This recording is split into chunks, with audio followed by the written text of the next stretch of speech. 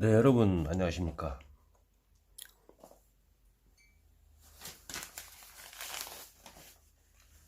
이번 시간에는 임업경영체 등록이 이제 마쳤으면은 임업직불금을 갖다가 이제 신청하는 것, 공익직접지불금을 신청하는 그런 양식에 대해서 한번 설명을 드려보겠습니다. 임업경영체 등록이 지방산림청에서 등록이 완료가 되면은 그 등록증을 교부해 줍니다. 인편 직접 가서 탈 수도 있고요. 메일로 받을 수도 있고 우편으로 받을 수도 있습니다. 저 같은 경우에는 메일로 받았습니다.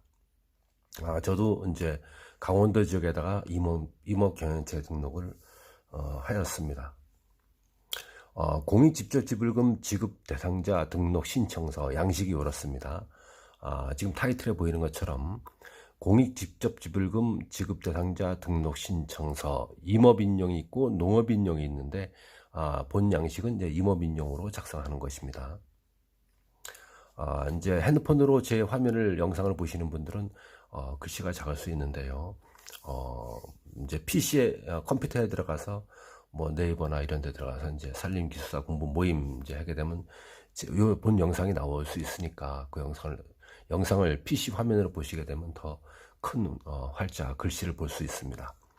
자, 공익직접지불금 지급 대상자 등록 신청서, 임업경영체 등록이 완료되었다고 지방산림청에서 연락이 오거나 전화해서 확인한 다음에 메일이나 우편 또는 직접 찾아와서 받은 다음에 그 다음에 할 행위가 바로 이제 돈을 신청하는 것입니다. 임업경영체 등록이 다른 용도도 많이 쓸 수 있지만요. 어떻든 돈을 받으려고 하는 거 아닙니까? 그 돈을 받기 위해서는 공익직접지불금 지급 대상자 등록 신청서, 임업인용 가로 열고 작성 양식을 보고 설명드리겠습니다. 1번에 이제 일반 현황이 있습니다. 여기 일반 현황에 작은 동글뱅이에 등록 신청인이 있죠. 임업경영체 등록 신청인이 누구냐? 위에 보면 성명, 주민등록번호, 그리고 주소, 마을이 있으면 마을명을 쓰는 것이죠. 뭐 양진말 이런 식으로, 음진말 이런 식으로. 그리고 전화번호 쓰게 되어 있고요. 전화번호는 일반 전화번호든 뭐 핸드폰 번호든 연락처를 쓰면 되는 것입니다. 그리고 은행명이 있습니다. 농협이면 농협, 국민은행이면 국민은행, 뭐 이렇게 은행명을 써주고 오른쪽에 계좌번호를 쓰도록 되어 있습니다. 여기서 이제 주의사항은 뭐냐면요. 직접 지불금 지급 계좌의 그 예금주, 계좌 예금주는 지급 대상자와 동일해야 된다. 여기 나오는 이제 성명 쓰는 사람의 이름하고 동일한 계좌의 이름과 계좌번호여야 된다. 이런 뜻입니다. 등록 신청인과 계좌번호가 다른 사람이면 안 된다. 이런 얘기죠. 풀어서 얘기하면. 자, 그럼 동글뱅이 2번 보시겠습니다. 경영주인 임업인이 있고 밑에 3번에 경영주 외 임업인이 있는데 경영주의 임업인은 큰 의미가 없고요. 경영주인 임업인은 이제 위에 똑같죠. 성명, 주민등록번호, 주소, 전화번호를 써주면 됩니다. 그리고 신청 유형 뭐 이제 그것은 이제 생략해도 되고요. 자, 그럼 4번 가족관계 인적 정보 작성표, 등록 신청인 기준, 나를 기준으로 해서 관계, 만약에 부인이 있다 그러면 부 써주고 성명 써주고 주민등록번호 써주고, 자식이 있다 그러면 자 한 다음에 이름 써주고 주민등록번호 써주고 이렇게 되어 있네요. 가족관계 증명서에 나와 있는 그런 이제 서류에서 실제 주민등록상 나하고 이 등록인하고 거주하고 있는 사람을 써야 되겠죠. 자, 임업경영체 등록 마치고 임업직불금 신청하는 양식 중에서 두 번째 장입니다. 두 번째 장에는 2-1 그래놓고 임산물 생산업 직접 지불금 신청. 여기에 보면 이제 동글뱅이 5에 임산물 생산업 직접 지불금 지급 요건 충족 여부, 예 아니요, 예 하시오 안에 체크해야 됩니다. 충족과 미충족에. 1번 임산물 생산업에 이용되는 산지로서 2019년 4월 11일부터 2년 전이죠. 2022년 9월 30일까지 농업경영체에 등록된 산지에서 신청 연도 직전 1년 동안 임산물 생산업에 종사할 것. 충족, 미충족 써주면 되고요. 신청 연도 직전 1년 동안 영농 종사일 수가 90일 이상일 것. 연간 임산물 판매액이 120만 원 이상일 것. 신청인의 농업의 종합소득 금액이 3,700만 원 미만일 것.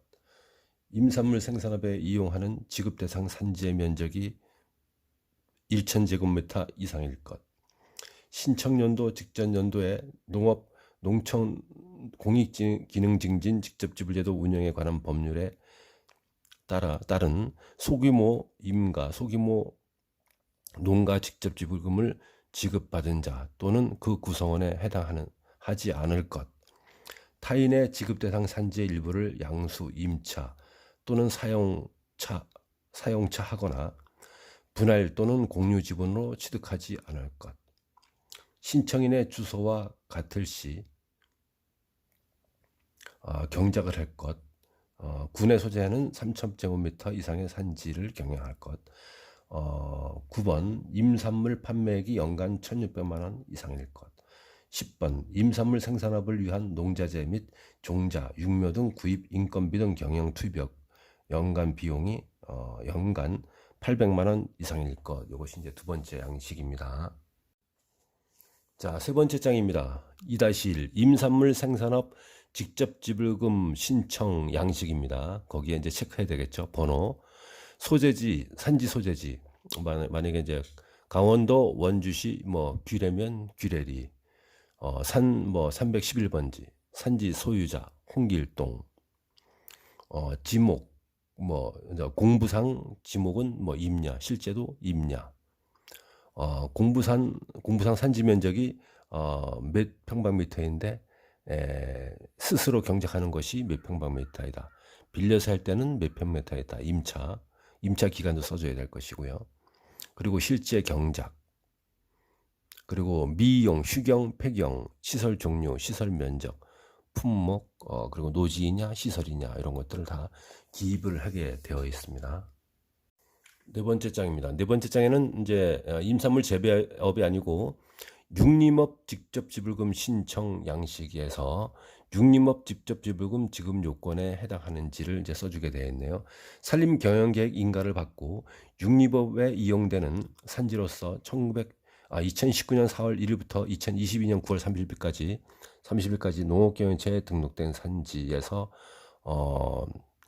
신청연도 직전 1년 동안 육림업에 종사를 하였는지, 신청연도 직전 1년 동안 영농종사 일수가 80일 이상일 것, 신청인의 농업의 종합소득금액이 3,700만 원 미만일 것, 육림업에 이용하는 지급대상 산지의 면적이 3만 제곱미터 이상일 것, 타인의 지급대상 산지의 일부를 양수하거나 분할 또는 공유 지분으로 취득하지 않을 것, 신청인의 주소와 같은 데에 30만 제곱미터 이상의 산지를 경영할 것, 100만 제곱미터 이상의 산지에서 연간 800만 원 육묘비, 구입비, 인건비들이 투입됐을 것. 그러니까 임산물 재배업의 양식하고 육림업 직불금의 양식이 있는데, 큰 차이는 이제 임산물 재배업은 산림경영계획 인가를 받지 않아도 되고, 육림업 직접 지불금 받으려면, 경영체 등록하려면은 산림경영 인가를 산림조합이라든가 산림기사라든가 엔지니어링 이런 데서 산림경영기사 자격증 있는 사람들한테 도장을 찍어서 받아야 된다는 그런 차이점이 있습니다. 자, 2-2에서 그럼 육림업 직접 지불금 신청 양식을 보겠습니다. 인산물 재배업하고 거의 똑같네요. 번호, 산지 소재지, 산지 소유자, 공부상 면적, 실제 면적, 이런 것들은 다 임산물 재배하고 양식은 틀린데, 장에 임산물 재배해서 직불금 신청하실 분들은 아까 말씀드린 그 임산물 재배업 직접 지불금 신청서에 써야 되는 것이고요. 육림업에 해당하신 분은 본 양식에다 작성을 해야 되겠죠. 자, 다음 장입니다. 등록 신청인 확인 사항. 그래갖고 앞에 확인란에 체크를 해야 됩니다. 1. 임업 산림 공익기능 증진을 위한 직접지불제도 운영에 관한 법률에 의해서 공익직접지불금 지급 대상자 등록을 신청합니다. 체크해야 되고요. 같은 동일 법률에 의해서 이런 조사, 협조, 거부, 방해 그리고 이런 것을 할 때는 과태료 부과 받을 수 있음을 고지합니다. 확인. 일종의 각서입니다. 이런 법률에 의해서 부당하게 수령하고 이럴 때는 환수 조치를 한다. 확인. 체크해야 되겠죠. 공익직접지불금 등록 신청서는 모든 책임은 신청인에게 있다. 딱 확인을 해주고 체크해주고 연도를 써야 되고 연월일을 써야 되고 등록 신청인 이름과 사인과 도장을 사인 또는 도장을 찍어야 되겠죠. 다음 장입니다. 다음 장은 이제 여러 가지 뭐 무슨 대장이라든가 산림경영 인가 뭐 이런 것들 중 전산 시스템을 소개하는 것이고요.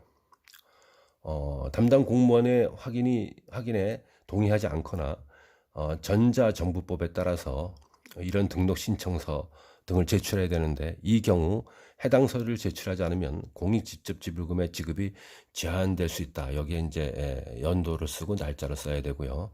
그리고 등록 신청인 등에 보면 맨 위에 경영주란에다가 이름을 쓰고 사인을 하는 것입니다.